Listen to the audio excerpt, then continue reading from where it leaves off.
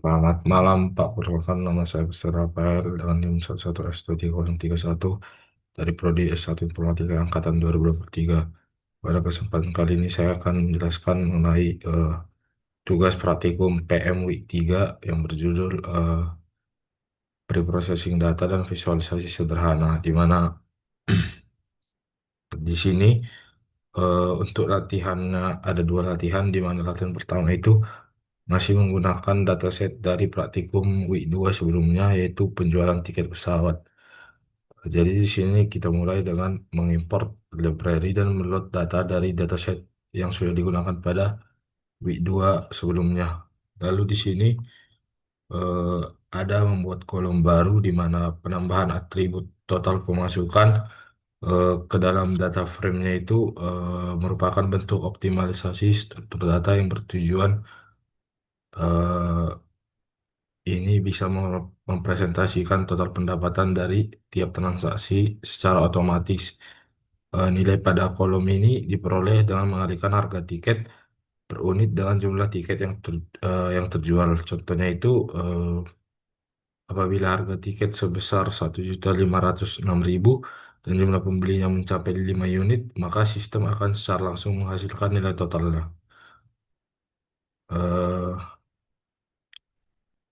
Selanjutnya di sini ada eh, menghapus kolom di mana yang pertama ini eh, menggunakan parameter aksis sama dengan satu, di mana ini bertujuan untuk menegaskan bahwa proses penghapusan itu dilakukan pada dimensi kolom, bukan baris. Sementara argumen in place sama dengan true-nya itu memastikan bahwa perubahan yang dilakukannya langsung diterapkan pada data frame yang sama tanpa membuat salinan baru.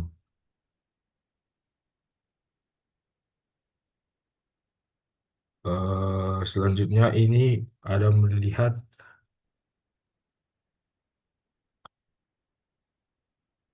selanjutnya di sini ada display. Di sini ada drop di mana drop ini eh, misalkan ini drop transaction ID, maka transaction ID-nya akan di drop. Selanjutnya di sini ada melihat nilai skew di mana hasil analisisnya menunjukkan bahwa kolom tiket price-nya itu memiliki nilai skew sebesar 1,3968, di mana nilai ini menandakan distribusi data bersifat positif skew atau positif ke arah kanan, di mana artinya sebagian besar data berada pada rentang harga yang relatif lebih rendah. Eh, karena distribusi datanya itu tidak simetris, pemilihan metode imputasi dilakukan dengan karakteristiknya itu.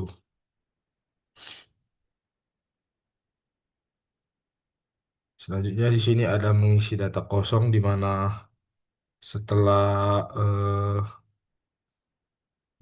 setelah proses eksekusinya itu diperoleh hasilnya berikut ini. Di mana tiket price yang sebelumnya mengandung nilai kosongnya itu telah menjadi null missing value, di mana kolom seperti city, tiket, quantity, airline, dan payment methodnya juga tidak menunjukkan ada data yang hilang. Tapi pada kolom gendernya ini masih memiliki sebanyak 56 nilai kosong. Kenapa seperti itu? Karena eh, untuk mencapai nilai kosong pada kolom gender itu memerlukan pendekatan yang berbeda karena termasuk data kategorikal.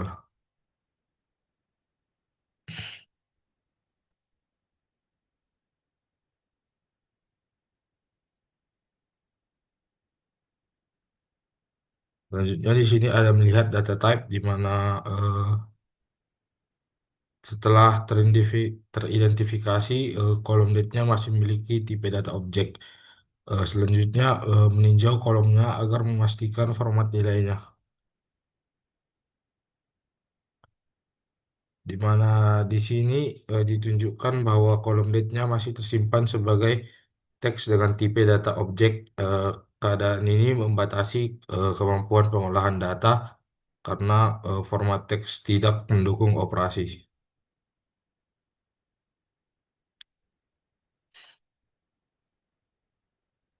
Selanjutnya di sini ada mengubah tipe data kolom date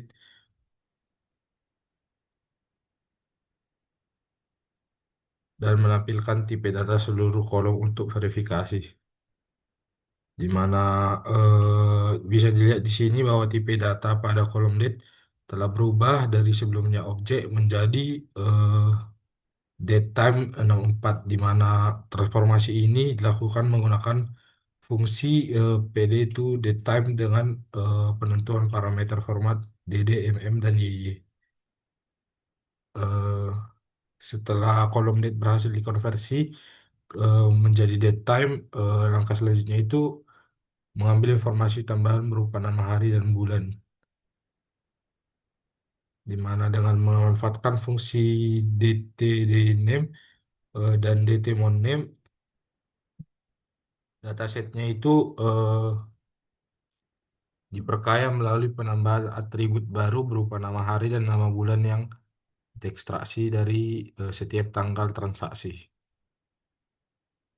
Setelah itu, langkah preprocessing berikutnya itu melakukan evaluasi terhadap keberadaan outlier pada variabel numerik, khususnya pada kolom ticket price. Proses ini untuk menjaga kualitas data dan memastikan bahwa analisis yang dibangun pada tahap selanjutnya memiliki tingkat akurasi yang optimal, di mana berdasarkan hasil visualisasi box plot berikut, terlihat adanya satu titik data yang berada jauh di luar batas whisker sebelah kanan, di mana posisi tersebut menunjukkan keberadaan outlier, yaitu nilai harga tiket yang sangat tinggi dibandingkan sebagian besar distribusi data lainnya. Maka dari itu, langkah berikutnya adalah melakukan proses pembersihan data menggunakan interquartile range atau IKR. Dengan pendekatan ini untuk menentukan batas bawah dan batas atas secara statistik dan objektif, sehingga nilai-nilai ekstrim seperti di box plot tadi dapat diidentifikasi serta ditangani dengan tepat, di mana pemilihan interquartile range ini karena kemampuannya untuk mengidentifikasi outliernya eh, bisa secara objektif. Setelah proses substitusi nilai ekstrem selesai dilakukan, kita lakukan verifikasi ulang, di mana dari hasil box plot terbaru ini terlihat bahwa tidak ada lagi titik yang berada di luar whisker dan kini berada dalam rentang distribusi normal. Selanjutnya kita masuk ke latihan 2, di mana ini juga masih menggunakan dataset latihan minggu lalu, yaitu Titanic.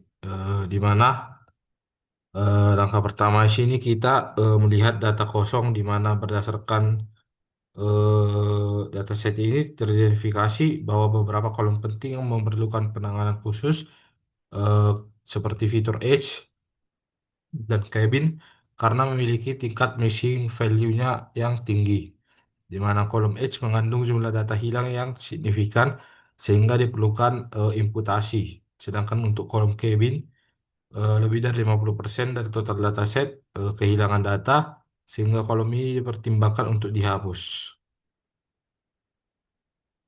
Selanjutnya kita lihat nilai skew-nya, di mana eh, berdasarkan perhitungannya itu kolom H menunjukkan nilai skew-nya sebesar 0,39891, di mana mengidentifikasikan bahwa distribusi data cenderung mendekati normal. Setelah itu kita mengisi nilai kosong dengan median, di mana pada kolom H pengisian dilakukan menggunakan nilai median untuk menjaga kestabilan distribusi data. Sedangkan untuk embark menggunakan modus, mengingat variabel tersebut bersifat kategorikal dan jumlah data yang hilang relatif sangat sedikit. Berdasarkan hasil keluaran sistemnya, proses transformasi pada kolom seks telah berhasil mengubah nilai kategorikal menjadi bentuk numerik, di mana kategori female kini direpresentasikan dengan angka 0, sedangkan male direpresentasikan dengan angka 1.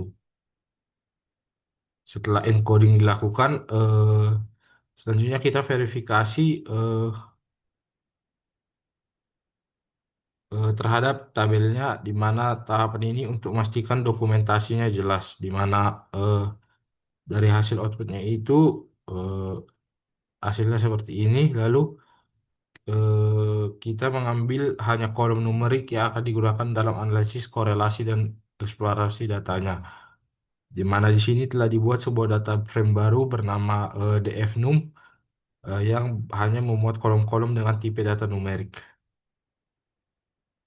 Dengan dipisahnya variabel numerik ke dalam dfnum tadi, analisisnya difokuskan tanpa terganggu oleh variabel kategorikal, di mana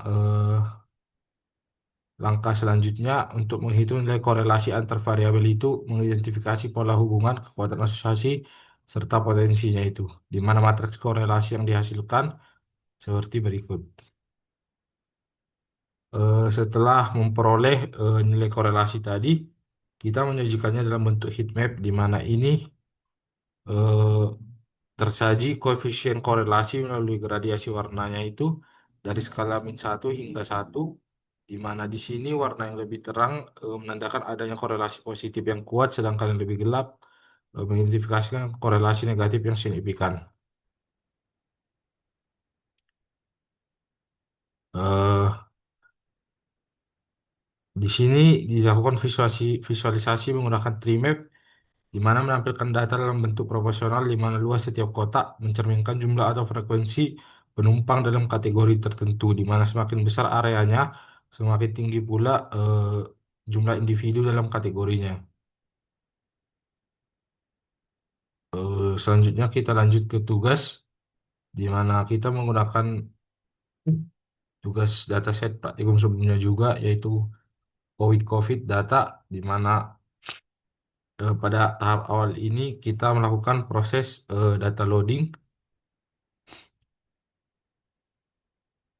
Selanjutnya kita lakukan identifikasi data kosong, di mana ini untuk identifikasi jumlah data kosong, null atau missing value pada setiap kolom dalam dataset, di mana ini menunjukkan adanya variasi jumlah data yang hilang pada sejumlah variabel utama, di antaranya kolom kontinen, di mana terdapat 5020 nilai kosong. Selanjutnya ada kolom total date yang memiliki 15.000 nilai kosong, dan kolom fasilitas kesehatan itu menunjukkan jumlah nilai kosong yang sangat tinggi mencapai 90.000. Selanjutnya kita menampilkan informasi struktur data dan memori. Lalu kita menampilkan 5 baris pertama dari setiap kolom yang ada. Di sini kita melakukan konversi tanggal ke format datetime, di mana perintahnya ini merupakan tahap data transformation yang penting, di mana secara default variabel tanggal umumnya dibaca sebagai tipe data objek, sehingga belum dapat dikenali sebagai informasi waktu yang memiliki urutan kronologis. Dengan kita mengkonversinya ke data time, sistem akan mengenali kolom tersebut sebagai representasi waktu yang valid.